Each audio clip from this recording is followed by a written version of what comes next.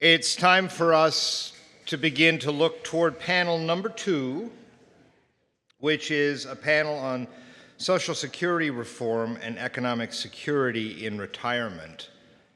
And I'm going to introduce the moderator and say the names of the panelists, and then once I've done that, I'm going to invite them to the stage, and then any additional introductions that need to be made or self-introductions can happen from the stage. The MC, or the moderator for the panel today, is Tyler Bond. He's a senior fellow at the National Academy of Social Insurance. I just want to say something about Tyler's lapel pin. In December of 2025, when we arrived for the Retirement Security Symposium, Harkin Retirement Security Symposium in Washington, D.C., we were fortunate enough to have collaborated with the National Academy, who sponsored a reception the night before and then roundtables in the day after the symposium. We had just received in the Harkin Center the shiny new Harkin Institute lapel pins, the ordering of which was my first official act as executive director. And we were giving them to all of our collaborators and allies, and we gave them to members of the National Academy of Social Insurance. Not long after that, they commissioned their own lapel pins. Tyler is wearing a National Academy of Social Insurance lapel pin. It's a beautiful pin, I have to say. But I just want everyone here to know that they got the idea from us. They got the idea from us. Okay, so Tyler Bond is going to be moderating today's panel. He's going to be joined by Tracy Groniger, whom you saw earlier in accepting the Advocacy Award. Xian Liu, Chantel Shakes, and Elisa Walker will join them on this panel. So welcome aboard, and thank you for being here.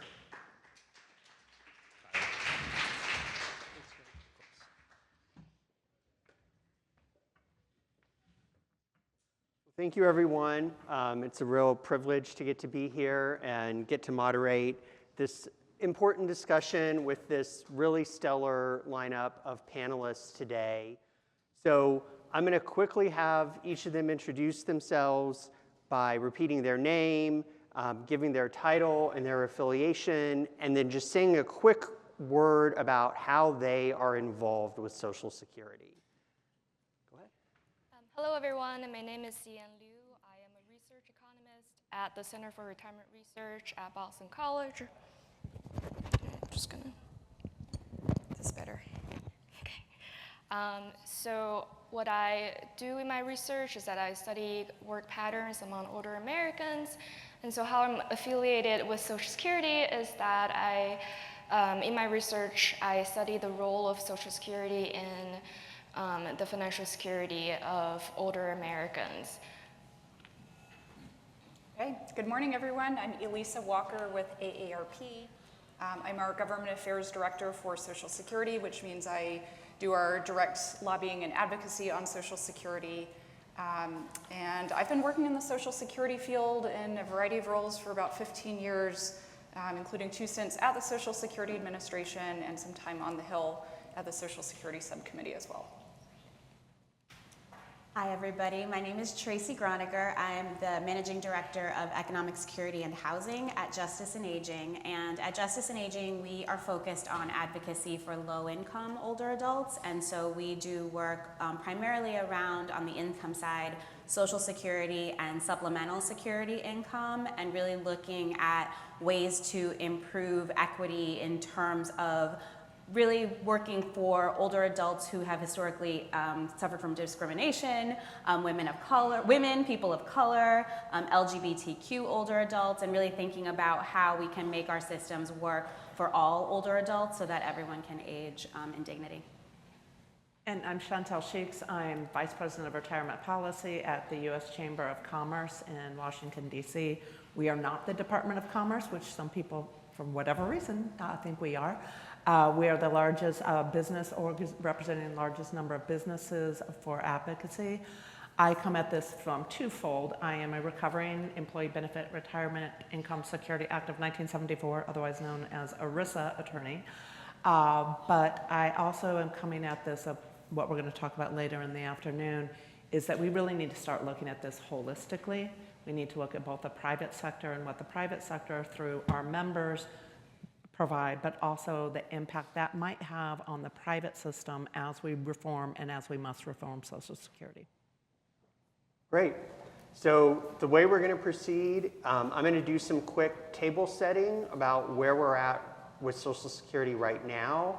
Then I've got a series of questions for each of our panelists, and then we're going to save some time at the end for audience Q&A. If you see me checking my phone, it'll be because I'm getting questions from the audience, not scrolling TikTok. So you may have heard that Social Security has a little bit of a money problem. We, as was referenced earlier, we are at best about 6 years away from the reserves in the Social Security Trust Fund being depleted. And it's really important to frame it that way because Social Security is not going bankrupt. Social Security can't go bankrupt. Social Security can always pay out contributions that are in line with it can always pay out benefits that are in line with the contributions that it receives.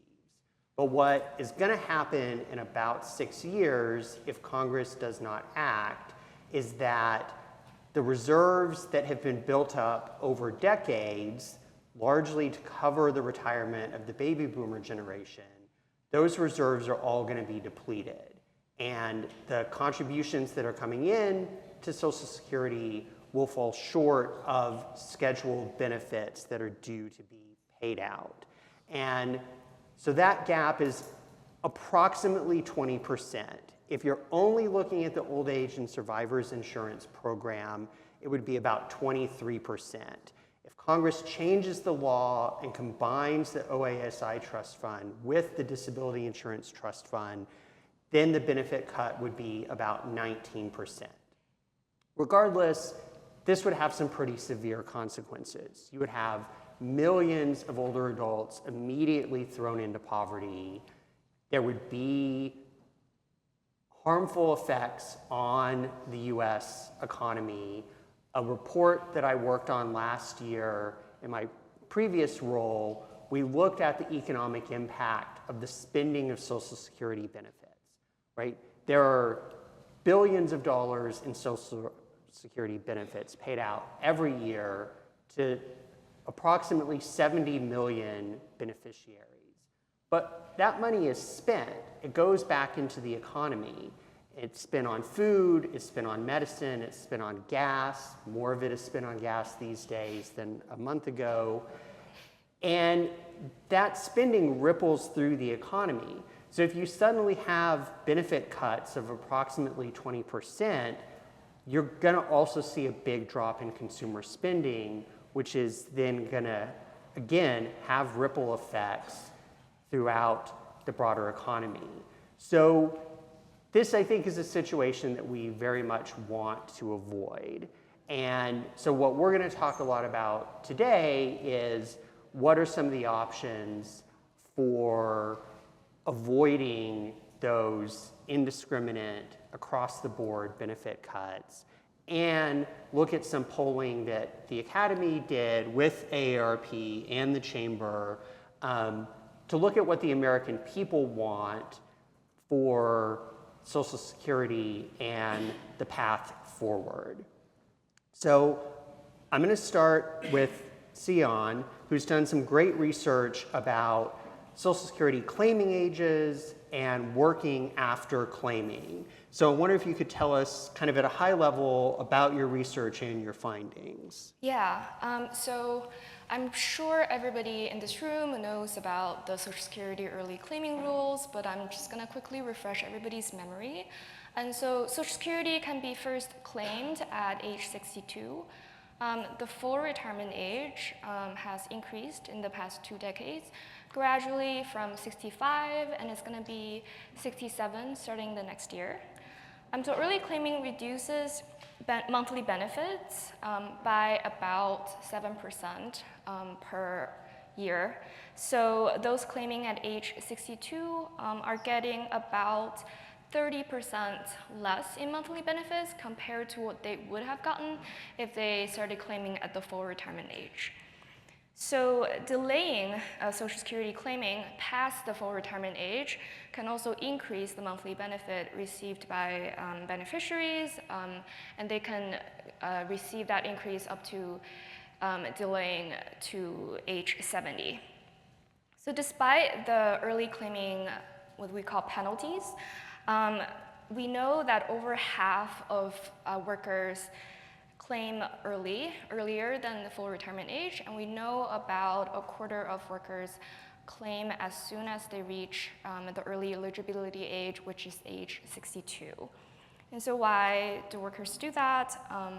We know from the research communities, the large body of work show that many workers simply cannot maintain their health to the level that they can keep on working to work longer. At the same time, we know that many households over age 62 simultaneously report Social Security benefits and also earnings. And so this leads to a natural question. So among those who claim early, who are working and who can work, and what does that kind of work look like?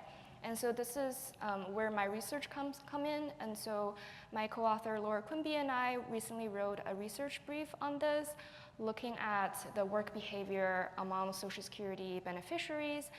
And I'm gonna get into more detail later, but the short takeaway here is that many of these workers just simply cannot delay claiming because they cannot sustain the level of earnings they were making before they started claiming. And so when they work after Social Security claiming, they really need to rely on Social Security to supplement their income. And as such, they just have limited flexibility to further delay claiming. And obviously that has implications on the various reform proposals that we're gonna be talking about later. And so I'm gonna pass on to the next panelist to talk about another aspect of Social Security. Great, thanks, Sion. So Tracy, you and your organization do a lot of work on behalf of older adults, especially lower income older adults. Can you tell us a little bit more from your experience about the role of Social Security in the lives of lower income older adults?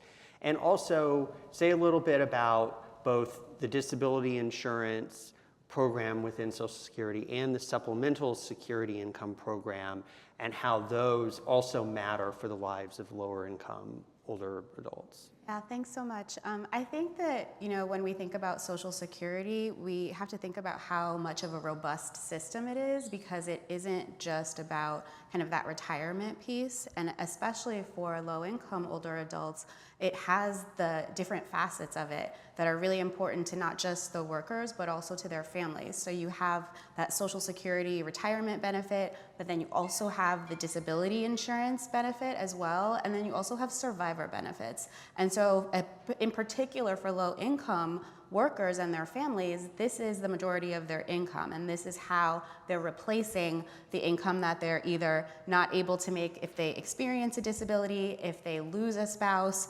This is really their primary income. And a part of that system that is technically not Social Security, but I think of as part of the Social Security system, is supplemental security income. And that is funded outside of the Social Security Trust Fund, so that's coming from general revenue, but that SSI piece of the puzzle really is the means-tested poverty program that is specifically an anti-poverty program. Social Security on its own really does a lot to decrease poverty among older adults, and I don't want to downplay how important that is as a system. But SSI is, to me, the means-tested program that ensures that no one is going to fall below a specific level of poverty, no matter what their work history, no matter what their ability, non-ability. There are a lot of people who are not able to get enough from Social Security to live on. So you have people, for example, who were caregivers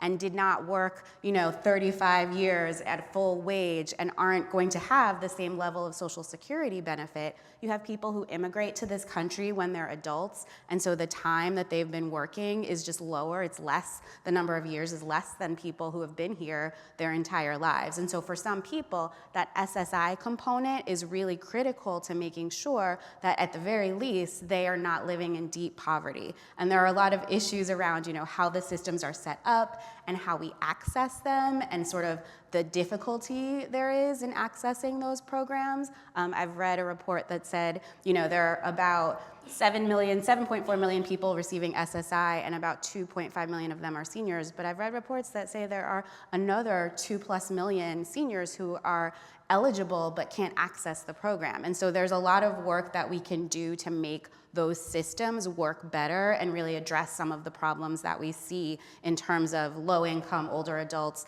accessing the benefits and getting the income support that they need. Great. So Chantel, putting on your chamber hat, in Social Security, the workers contribute half and their employers contribute half. So how do employers think about Social Security and the contributions they make to the system in relation to the other types of benefits that they offer to their workers? I think one of the things that we're trying to get employers to think more about it is actually looking at this more holistically, because there's a disconnect between it's considered a payroll tax. So the 6.1 that the employer is contributing, that's kind of over in payroll and being dealt with over in payroll. And then you have the 401k system that's being dealt with human resources. And they're thinking about the 401k over here. What we're trying to do is get our employers to think about it together, because I started doing the math here, is you have 12.2% of payroll is going to Social Security. And then I was thinking about on Australia, where you have 15%. Well, we pretty much are at 15%. Because most employers already do about, the employee contribution is 4%, so I'm really bad at math, but so I now put that up there.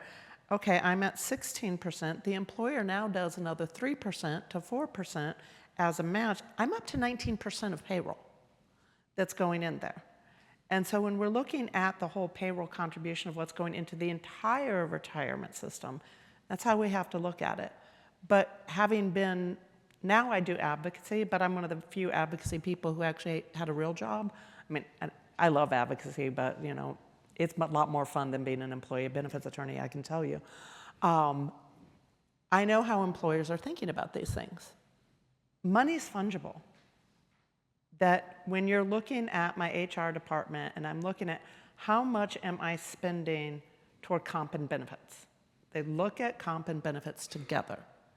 If I have to squeeze from this area, it's a balloon. It's not going to come out of a different area. But that's one of the things that we haven't thought about, and how I want my employers and I want all of you together, because employees think about it that way. There's no employee out there who's thinking, okay, yeah, well, I have this and I have this, and I'm going to just think about everything in this silo. They think about it together. So if we're looking at solutions and we're going to demand another 1% from employees and another 1% from employers, and from employers, and if we get rid of the wage limit, that's a lot more money that employers, that's going to be 7% that they were never putting in. And the question's going to be, where will that money come from? I think I know the likely answer that it's going to be is it's either going to come, the most obvious answer, if you already have a 401k plan, I can find 1% right there. So I used to do a 4% match, now I'm going to do a 3% match. If I don't sponsor a plan, I'm looking at wages, I'm looking at not hiring people. So that's why we really need employers to start thinking about it now, because I think most of us in the room forget about that other half of the equation, and we're really only thinking about the employee contribution, but not the full payroll contribution. So that's a great segue into my opening question for Elisa, which is, the conventional wisdom in Washington is that whatever deal is ultimately struck to resolve Social Security's financing gap will involve some combination of revenue increases and benefit cuts. And there's a certain number of proposals that are kind of always mentioned when this is talked about. So Elisa, could you outline for us maybe the top 5 proposals that you think are most likely to come out when Congress starts having this debate in earnest? Yeah, thanks for that. So, I mean, there are lots of policy options in Social Security, so I'm going to try to kind of group them in buckets here to get through them more quickly. I think one of the most obvious choices that's going to be on the table is changes to Social Security's tax cap, as you were just mentioning. And the tax cap, of course, is the taxable maximum, the maximum amount of wages that are taxed, that are considered for Social Security purposes, currently about $184,000 this year. And options to change the tax cap are consistently among the most popular policy options for Social Security. I know we'll come back to that part of it later. And there are lots of different ways you could do this, whether lifting the cap somewhat or eliminating it entirely, quickly or slowly, et cetera. One of the most important questions here is going to be whether or not to provide any amount of higher benefits in return for those newly taxed earnings. I think there are ways you could structure it that keep some of a link between the benefits and the earnings while still having a very progressive structure to that formula. The second type of change that I'll mention is what I would call sort of a bucket of other revenue options. So we've seen a lot of proposals to tax investment income, for instance, for people who receive a lot of their income through other sources that are not wages, which is what we currently tax for Social Security. We've seen proposals to increase the payroll tax rate for Social Security. All of those options would bring in more revenues to fund Social Security. The third bucket I'll mention, there continues to be a lot of discussion around raising the retirement age in Social Security, which, as Sion mentioned, is already rising to 67. And the problem, though, is we're not all living longer. We hear that phrase so often, but it's really not true for everyone. And also, as you were explaining, most people, in fact, already claim before the full retirement age in Social Security and are not necessarily able to just keep working longer. As a fourth bucket, we often hear a lot about the question of reducing benefits for higher earners or possibly even for everyone. I would caution here that because of the tax cap in Social Security, what we consider to be a so-called higher earner in Social Security is not at all the same as kind of the more conventional use of the term higher earner in, say, the tax code or other contexts. And so the benefit cuts that are proposed sometimes with this phrasing of higher earners oftentimes would cut really deep into the middle class. And so that would be a real challenge. As Tracy was explaining, folks do rely really heavily on Social Security. And then the last type of option that I'll mention that we sort of increasingly hear coming up is this question of whether Congress would want to fund Social Security partly through general revenues for the future. And the big question that raises is how to preserve Social Security's structure as an earned benefit. And what I would say is, we do effectively have some general revenue funding in Social Security now from the interest income on its trust fund asset reserves, as well as income taxation of Social Security benefits. And so there is a precedent for how to have fundamentally an earned benefit structure, but with potentially also some additional funding on top of that. And so I think Congress will need to think about whether or how to build on that kind of thing. Great. So now with that stage set a little more, we're going to dig a little deeper into some of the potential reform options. But Tracy, I'm actually going to start with you and sort of as a follow-up to my initial question for you, you talked about the importance of Social Security for lower income older adults. Let's imagine a world which doesn't seem that inconceivable where Congress doesn't get their act together and they can't agree on anything, and benefits are cut by 20-23%. What do you anticipate seeing in the lives of the people that Justice and Aging works with if there were benefit cuts at that level?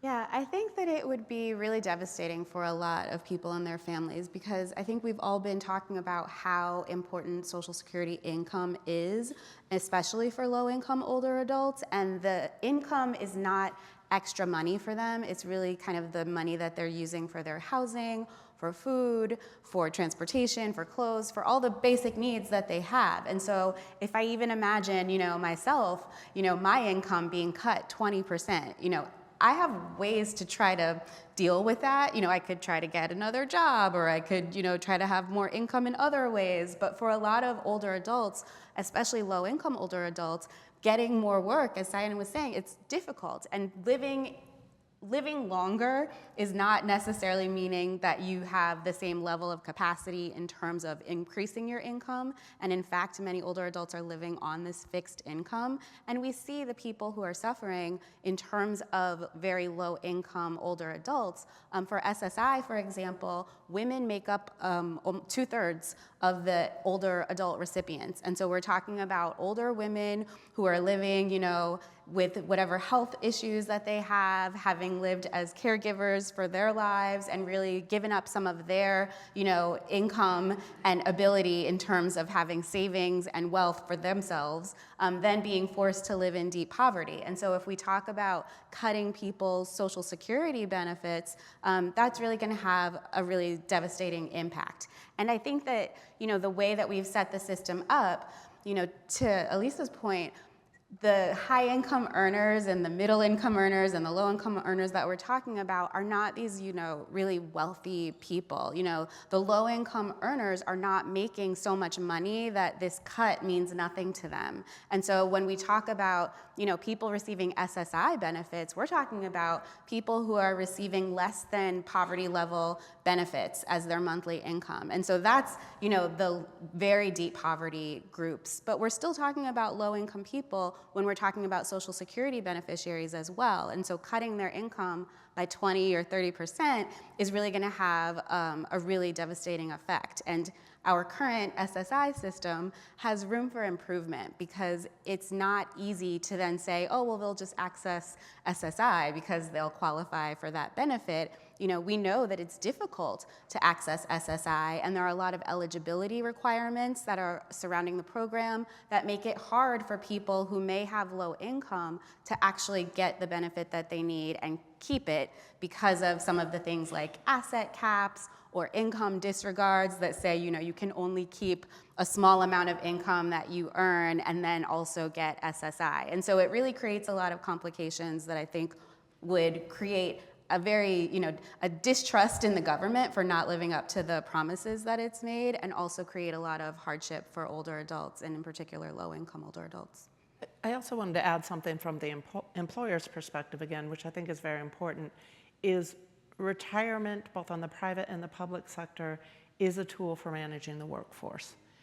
We currently have 5 generations of individuals who are in the workforce, and we're seeing it more and more difficult for our younger generations to get into the workforce. I mean, there's a lot, we were talking about the economy and everything that it is, but older workers are more expensive for a variety of reasons. Consider myself one of them. I know I'm much more expensive than somebody who's 30 years old because my salary is a lot higher. And so for the employers, they really need to wake up to what would happen if suddenly you had a workforce that you were looking, you knew certain cohorts would be retiring, would be leaving. This is both raising it up to 68 or cutting the benefits, people who thought they may be retiring, because when they put their Social Security together with their 401k, they're like, okay, I can do this. And all of a sudden now, next year it's 20%. That's going to really impact planning and workforce development and our younger generations and our older generations.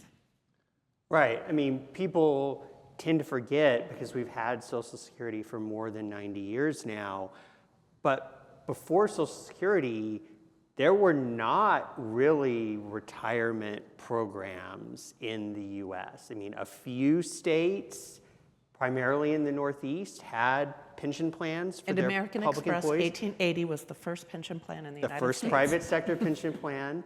But most of those plans developed after Social Security in response to World War II and the economic boom that followed the war and some of the other changes that were implemented. So Social Security really kind of started a lot of this. And part of the reason for establishing these programs, to Chantel's point, was workforce management, was to make it so that older people could actually retire and leave the workforce rather than continuing to try to do jobs that they were no longer capable of doing, but they had no source of income otherwise. There's just no way that the private sector can make up that 20% difference. Right. It's just mathematically impossible. So Sion, I think this is a good moment to go back to you and your research. So as Elisa said, one of the most common proposals we hear when discussing Social Security reform is a further increase of the retirement age. A lot of times people say to 69. Based on your research, what would that mean? What kind of impact would that have?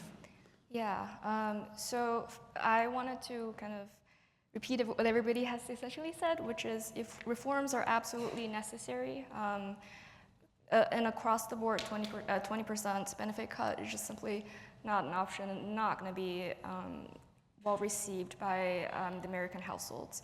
That said, how we do the reform matters, and so an across-the-board increase in the full retirement age is often presented as a separate option from benefit cuts, but essentially they're the same thing, right? And so if the full retirement age, let's say, increases from age 67 to age 69, workers who now claim at the same age as they would before the reform would receive a much larger actuarial reduction in their monthly benefits if they claim early, right? So a natural question is, who are going to be affected most by an across-the-board full retirement age increase? That's essentially a benefit cut, right? So we know that in the past decades, life expectancy and disability-free life expectancy have both increased, but at the same time, the gains are not evenly distributed across the distribution, across the population, right? So lower educated and lower income workers have not seen as high in increases in these life expectancies as higher educated, higher income workers. And so these people are going to be hurt disproportionately. So my recent research on work after claiming adds an additional dimension to this, which is even among those who can work longer, we see a similar pattern like this diverging across the distribution, right?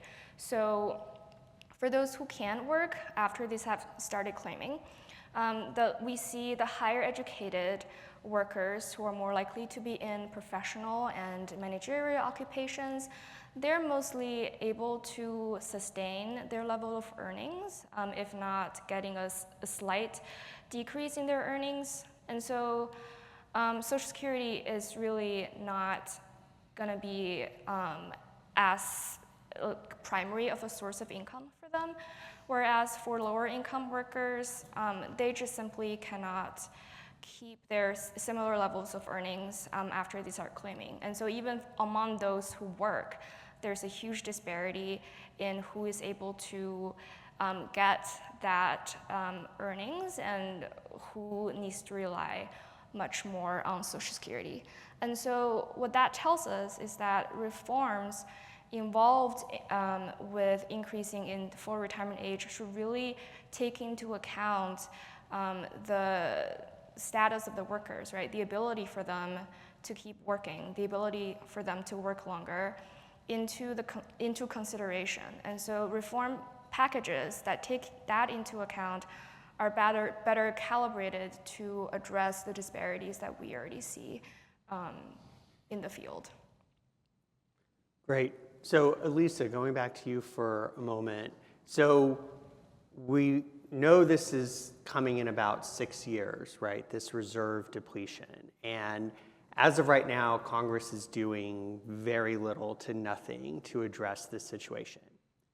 They haven't left themselves a lot of time yet, right? The Washington conventional wisdom is that any changes that are going to be made will likely be phased in over time. Certainly, if some benefit cuts are made, the expectation is current beneficiaries wouldn't see any changes. A lot of times, near retirees, who are defined as anyone aged 55 and older, would also, it's assumed, not see any changes because they haven't had enough time to plan for those changes.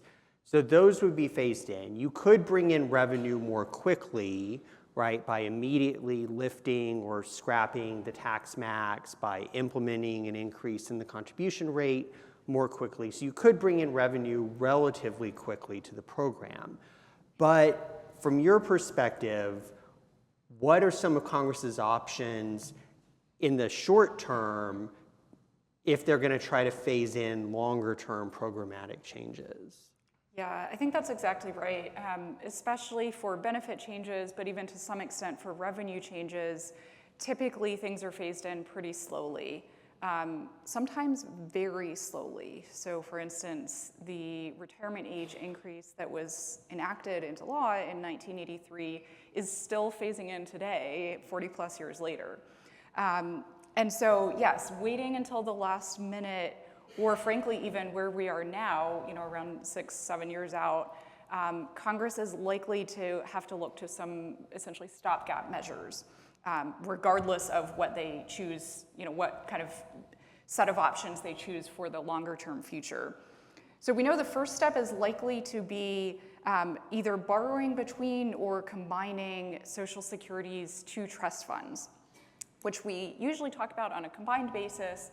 But as you indicated, they're legally separate. And Congress has kind of rebalanced them, reallocating the tax rates more than a dozen times over Social Security's history. They could do something like that again, or authorize the Old Age and Survivors Insurance, OASI Trust Fund, to perhaps temporarily borrow from the much smaller Disability Insurance, or DI Trust Fund. Congress could even decide that it makes more sense to combine the 2 trust funds rather than having to kind of frequently go back and rebalance them. Ultimately, any of these types of options don't really buy much time. At most, it would postpone trust fund depletion to early 2034 compared to late 2032 for the OASI trust fund alone. So that's not much of a difference. And so the other type of stopgap measure that Congress is likely going to have to start considering is perhaps temporary general revenue funding. And I mentioned this earlier in kind of the question of what they would want to choose for the longer term. But even if Congress decided that they didn't want to go down that route permanently in Social Security, they are likely going to have to look at it as a stopgap measure to bring in some additional funding for Social Security to, in a sense, sort of get over that immediate hump of trust fund depletion. There's a lot of different ways that this could be structured, not just temporary or permanent, but also with or without repayment, large or small, that sort of thing. But as I said, even a temporary infusion of general revenues would really help to buy time to phase in whatever changes Congress chooses for the longer term, while still avoiding automatic across-the-board benefit reductions at the point of trust fund depletion. Great. So as I mentioned at the outset of the panel, the Academy, AARP, the Chamber, were all involved in a project last year to survey the American people and ask them for their opinions about Social Security. But one of the things that we did in our polling project that was unique is we included a component called a trade-off analysis. Trade-off analysis is pretty common in surveying consumers for their preferences. This is apparently how auto dealers decide what make, model, and color of cars to have on the lot. But it's rarely used for public policy decisions. So what we did in the trade-off analysis component was presenting people with different combinations of policy options for reforming Social Security, and then asking them which ones they most preferred. And once enough people have indicated their preferences enough times, the pollsters can then determine what is the overall most preferred package of policy options. And what we found was really interesting, but I think reflects a lot of what the conversation on the stage has been so far, which is generally people prefer to increase revenues, to not cut benefits, and not to increase benefits across the board, but to offer some targeted benefit improvements to certain groups of current or future Social Security beneficiaries. And when you look at sort of what happened between 1983 and today, when Congress passed the 1983 Social Security amendments, the goal was to maintain solvency for 75 years. So that would have gotten you to like the early 2060s. We're going to fall about 30 years short of that. But we've known for a long time that we're going to fall short of that. In her recent testimony before the Senate Budget Committee, Karen Glenn, the chief actuary of Social Security, helpfully pointed out to the committee members that for the past 35 trustees' reports, they have been giving Congress a range that has been pretty close to where we're going to end up. And for the past 15, it's been in about a 4-year range that hasn't changed. So we've known for a long time that this is coming, and Congress has not acted. But what has changed to cause that 30 years fewer years of solvency is not that people are living longer. That was anticipated. The actuaries for Social Security in '83 largely got that right. It's not that people are having fewer children. Again, that was anticipated. They mostly got that right. The two biggest things that have hastened the shortfall in the program are the growth of incomes above the tax max. So when the '83 amendments were passed, the tax max captured about 90% of earnings in the US. It now captures about 82%, and it's been at that 82% level for years now. And then the recovery from the 2007 to 2009 global financial crisis and the uneven recovery, especially for workers, from that crisis had some really harmful effects on Social Security's trust funds. So I think that reflects part of why people are really looking to revenue increases for what they want to resolve the financing gap. Because when you look at what has actually caused Social Security to be in the situation it is now, they see that it's that lack of revenue because of the fall in revenue collected from where the tax max is fixed that has caused a lot of the challenges that are being faced now by the system. So what the three sort of big takeaways from the preferred package from that polling project were people want to see the tax max changed, although the way to do that that was most preferred was to keep the current max in place, but then to reimpose the Social Security payroll tax on earnings above $400,000. Second was people wanted to see an increase in the contribution rate from 6.2 to 7.2 for both the employers and the employees. And I think it's important to pause for a moment and think about what that means. It means that workers are willing to put more themselves into the system to maintain benefits largely as they are. They themselves are willing to increase how much they're contributing because it is so important to them to keep Social Security benefits whole. And then third was keeping the retirement age to where it's about to end up, which is age 67. In fact, an increase in the retirement age was one of the biggest negative drivers in the polling. People very much do not want to see a further increase in the retirement age. And I think Sion's research is really helpful in pointing out why that is the case. So with that sort of explanation of the package, a number of the folks on this stage were really involved in that project. So I'm going to ask them to comment on that. So Elisa, I'm actually going to start with you. So the preferred package balances revenue increases with targeted benefit improvements, and it still generates a small surplus. So Social Security would not only be fully solvent for the 75-year window, but there would be a small surplus.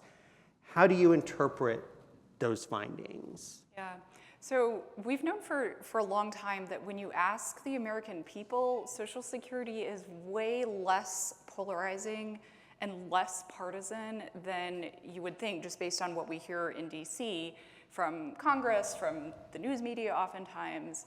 But you know, we have decades of research, public opinion research on Social Security.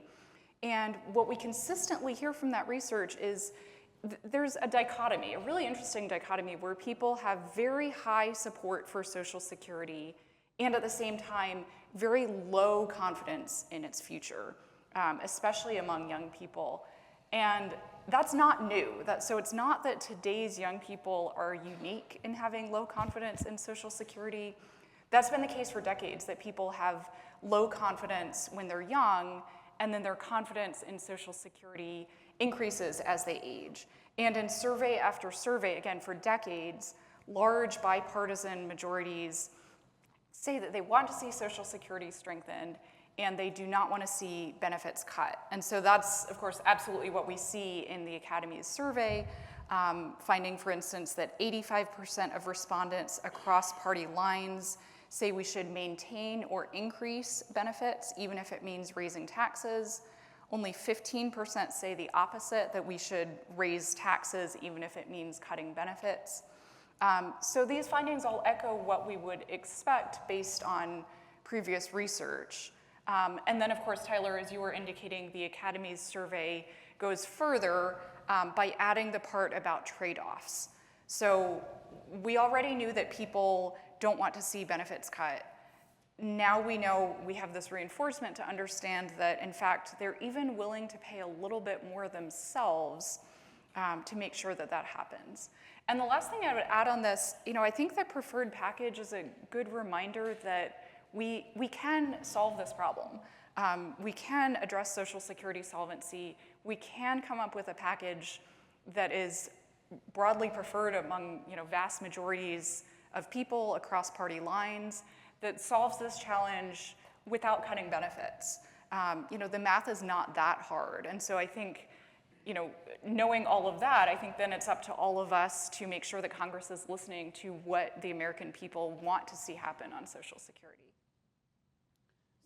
One thing Chantel. I wanted to point out, we did have a question on there where we said, well, if you could have money come from other sources, which would be the preferred area that you would want it to come from?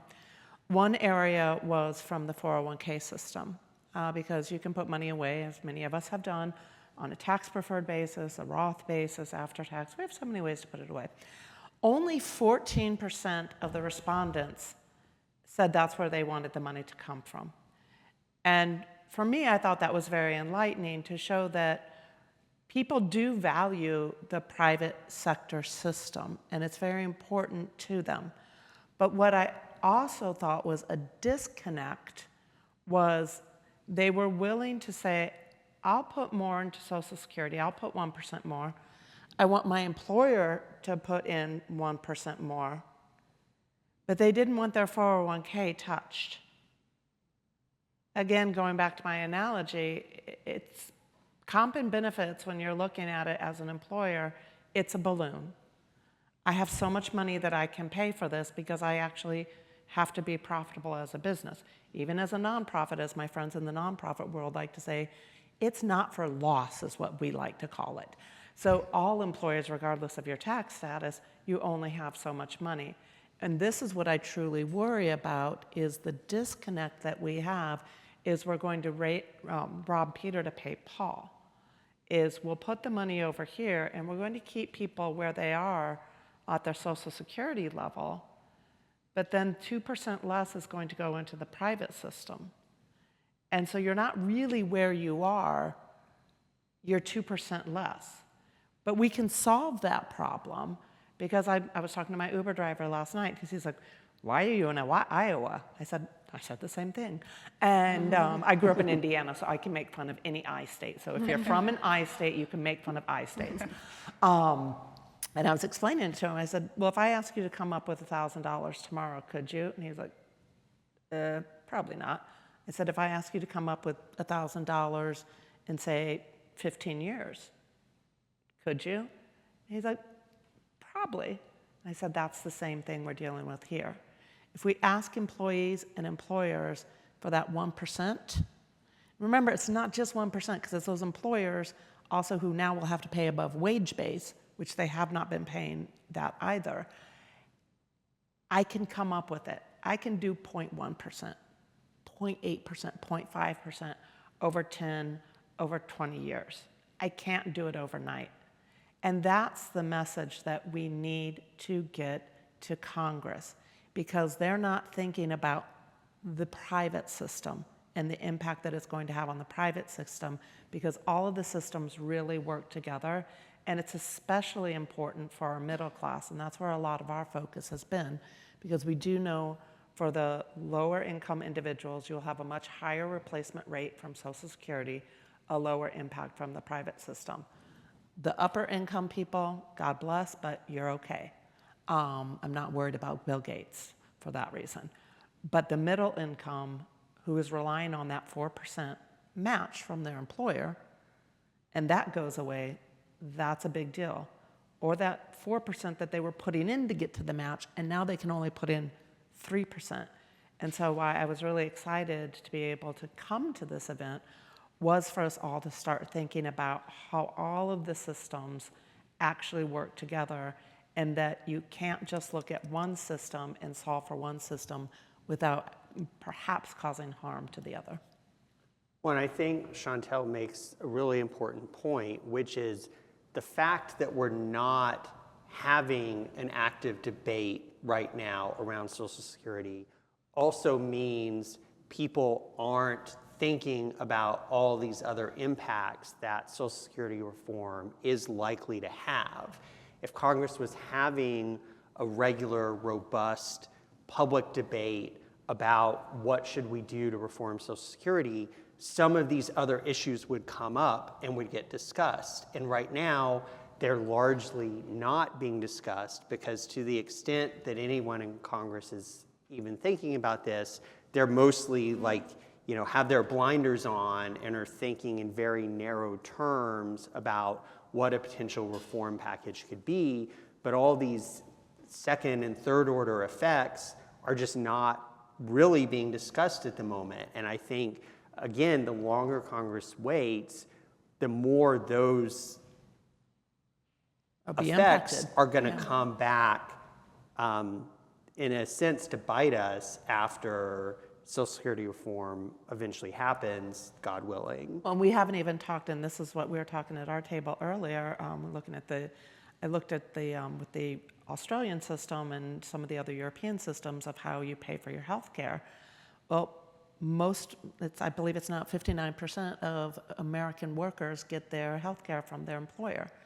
Again, that's a bucket. When I'm an employer, this is my bucket. And we're seeing the cost of employer-provided health care going up. So do we then shift that cost over to the individual, more of that cost to the individual, to pay for Social Security?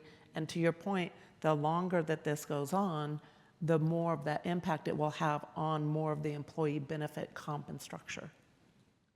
So we're almost out of time, and I know we're keeping folks from lunch, but I'm going to give Tracy and Sion each one more chance to comment on this. So Tracy, as I mentioned, the preferred package did include some targeted benefit improvements.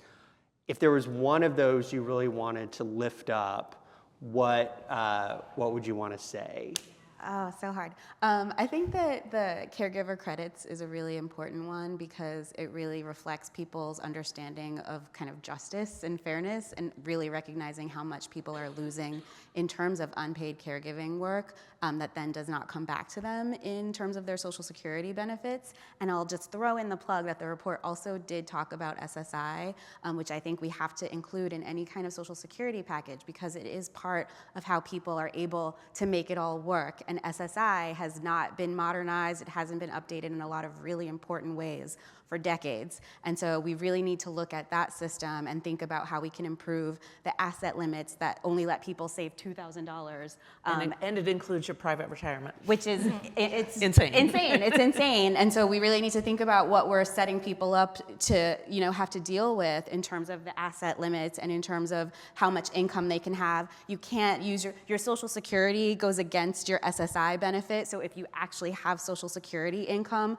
then you're losing it in order to get SSI if you get more than $20. And that just doesn't make any sense. We're taking away people's earned benefit when they're poor, which is not the way that we should be thinking about retirement income. And I think just generally, thinking about these things in terms of what people recognize as fair and how we want to help people is going to help us think about the Social Security system overall as a whole, and not just in these tiny little silos and buckets that then don't actually help real people and lower income older adults that we really want to provide support to.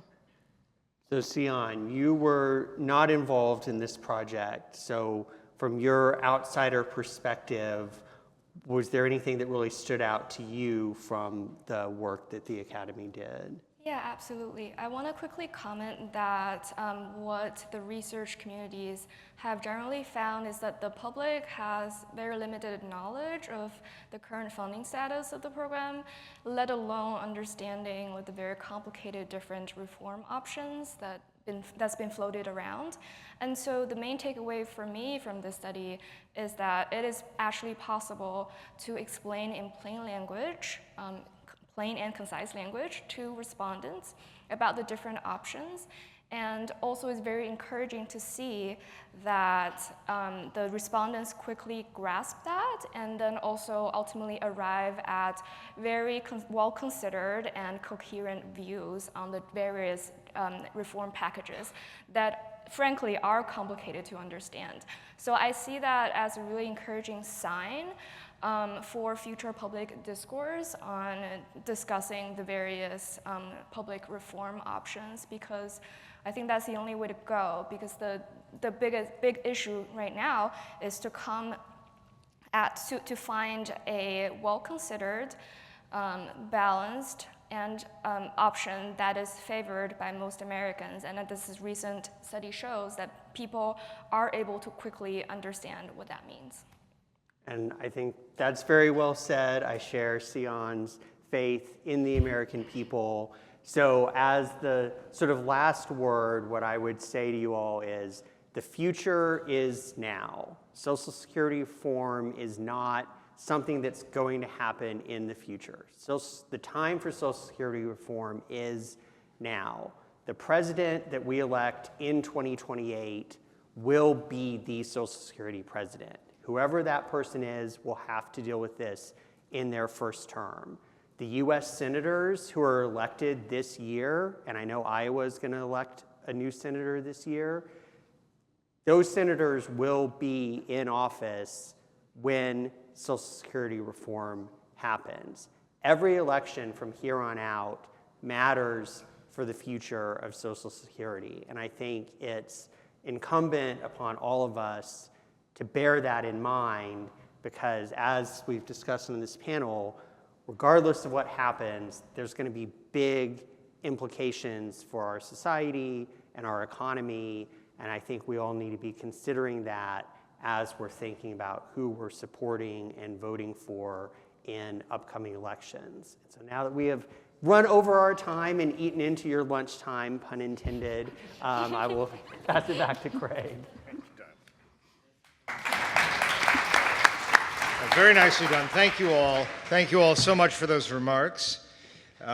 You've given us a lot to think about, and you've closed with some considered action, or at least some considerations about actions that we need to take as we enter primary and future campaign seasons.